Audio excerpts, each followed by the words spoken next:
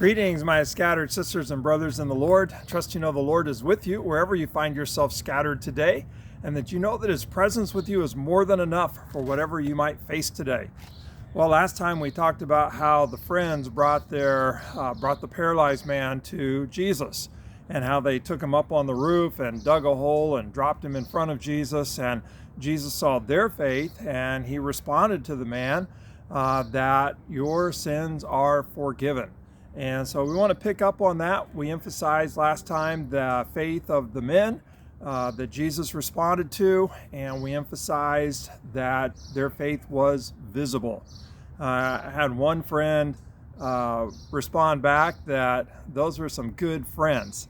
Yeah, those are the kinds of friends we need. Those are the kind of friends that we need to be. Well, we pick it up, chapter 2 again, Gospel of Mark. A few days later, when Jesus again entered Capernaum, the people heard that He had come home. They gathered in such large numbers that there was no room left, not even outside the door, and He preached the word to them.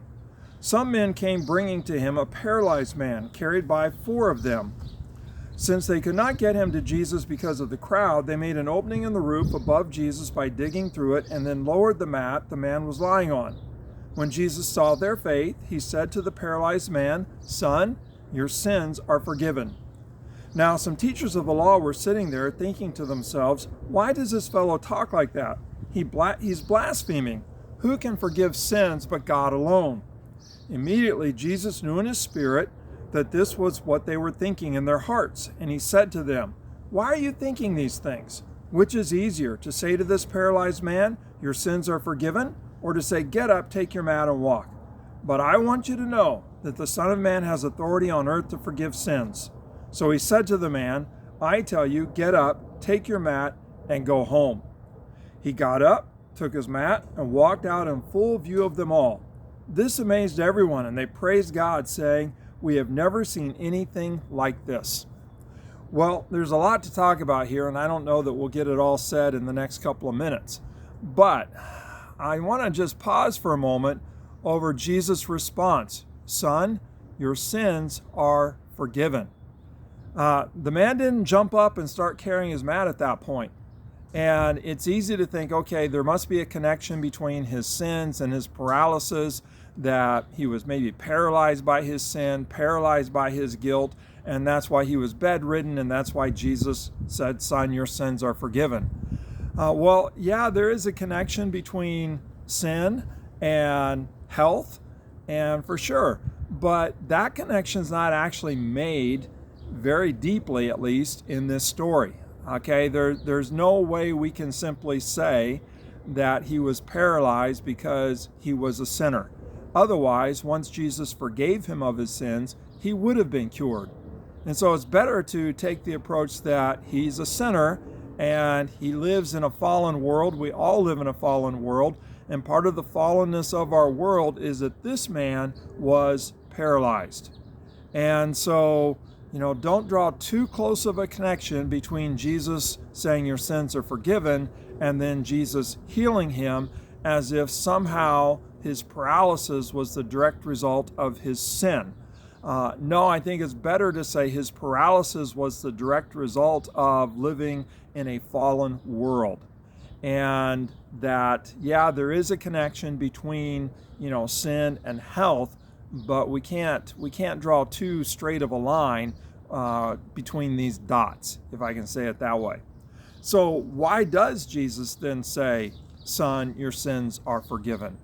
I'm guessing, the guy's friends that brought him to Jesus, they dug that hole in the roof and lowered him in front of Jesus, not because they were hoping that Jesus would forgive him. They wanted to see him healed. And I wonder if they were disappointed, like, what is Jesus saying that for? Get on with it, heal him.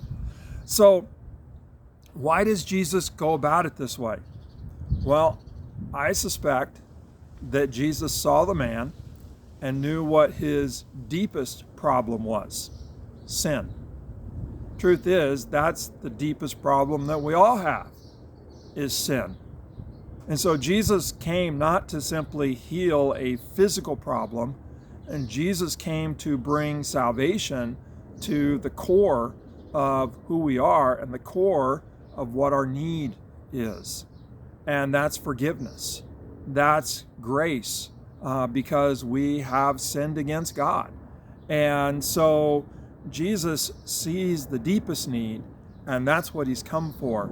Not just to cure, surface problems, no matter how tragic they are, but to really cure us at the core of our being. And so, son, your sins are forgiven. And then we have the whole dialogue, with the teachers of the law who raise the question, who can forgive sins but God alone? We'll deal with that the next time. For now, just pause over that Jesus came to bring forgiveness. Jesus came to meet us at our deepest issue, our broken relationship with God. And son, your sins are forgiven. Daughter, your sins are forgiven. That Jesus has come to bring God's forgiveness. Just thinking a little bit more. It's so good to know that Jesus sees our deepest needs, and he's come to meet our deepest needs. I hope we don't get dissatisfied with Jesus for not addressing our surface needs first. I hope we're content to allow Jesus to work in our lives, to minister to our lives where he sees we need it most. Well, God bless. Have a great day. May you hear those words afresh over you. Son, daughter, your sins are forgiven. God bless.